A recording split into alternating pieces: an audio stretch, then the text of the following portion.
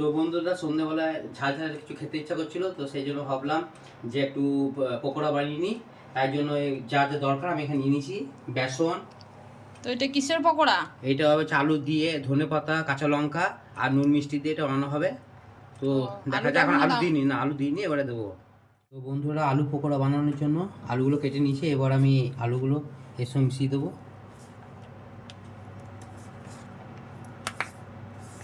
কি গোলমরিচের গুঁড়ো এটা হালকা দিতে হবে। এবার যেন একটু হালকা কাঁচা লঙ্কা, আন্দাজ মতো দিতে হবে। সে নুন, নুন দিয়ে দিলাম। আর বন্ধুরা এই পকোড়াটা টেস্টি করার জন্য দেখো কি দিচ্ছে এখানে। দিচ্ছি ম্যাগি মশলা দিচ্ছি, যদি তোমরা মনে করো দেবে না, নাও দিতে পারো। কিন্তু এটা দিলে কিন্তু খেতে দুর্দান্ত লাগে, তো একবার ট্রাই করতে পারো অবশ্যই। আর দিচ্ছি সামান্য চিনি। তো চিনিটা তোমরা না দিতেও পারো যদি তোমাদের পছন্দ না হয়, কিন্তু আমাদের কিন্তু একটু চিনি না দিলে ভালো লাগে না। সব রান্নাতে আমরা একটু করে চিনি মেশাই।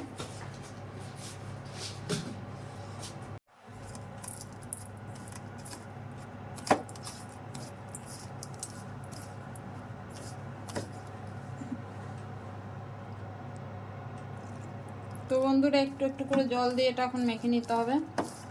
বেশি জল দেওয়া যাবে না, হালকা দিতে হবে, তাতে টাইট থাকে আর কুড়মুড়ে হয় খেতে, কুড়মুড়ে হয়। মুচমুচে, নয়তো ঝোল হয়ে যাবে।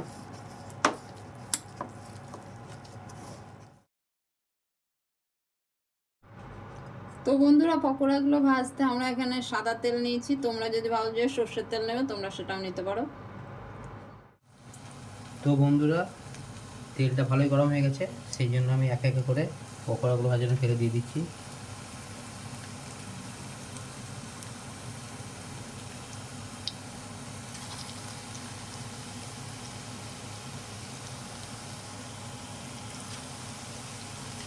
সন্ধ্যেবেলায় কিছু নোনতা নোনতা ঝাল ঝাল খেতে ইচ্ছা করলে অবশ্যই তোমরা এটা একবার ট্রাই করো, দেখবে খুব ভালো লাগবে।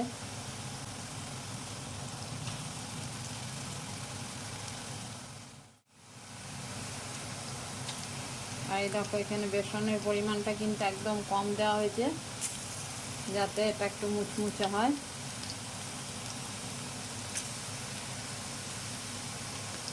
আর দেবে একসঙ্গে দেবে, একসাথে দেবে। একসঙ্গে দেবে।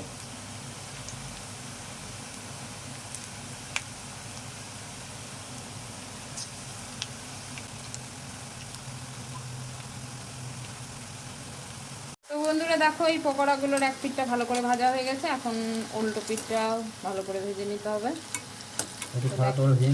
দেখো লাল লাল করে ভাজা হয়ে গেছে ভালো। দেখতে কিন্তু ভালোই হচ্ছে, মনে হচ্ছে মুচমুচে হবে।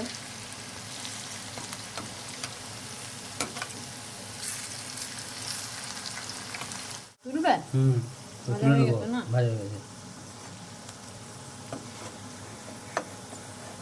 দেখো দারুণ ভাজা হয়ে গেছে মনে হচ্ছে, ভালোই লাগছে দেখতে, খেতেও মনে হচ্ছে টেস্টি হবে। কি দিয়ে খাবে বলো তো? সস দিয়ে? সস দিয়ে, ম্যাগি মশলা দিয়ে শুধুও খাওয়া যায়, আবার মুড়িতে দিয়েও খাওয়া যাবে, চা দিয়েও খেতে চা পারো। দিয়েও খাওয়া যাবে। তো বন্ধুরা আজকের এই পকোড়া রেসিপিটা তোমাদের কেমন লাগলো অবশ্যই কমেন্টে জানিও, আর যদি ভালো লাগে অবশ্যই লাইক করো, কমেন্ট করো আর শেয়ার করো। আর একবার এইভাবে তোমরাও বানিয়ে খেও। তো চলো আমাদের পকোড়া কমপ্লিট, এখনকার মতো টাটা, বাই বাই।